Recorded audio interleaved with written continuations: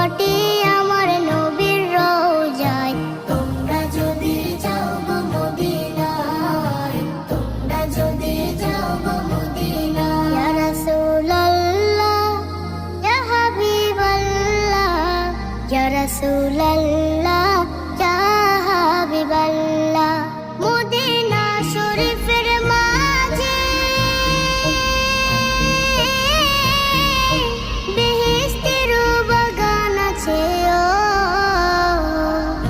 সেই বাগানে শুয়ে আছেন, সেই বাগানে শুয়ে আছেন প্যারা নবী মুস্তাফা।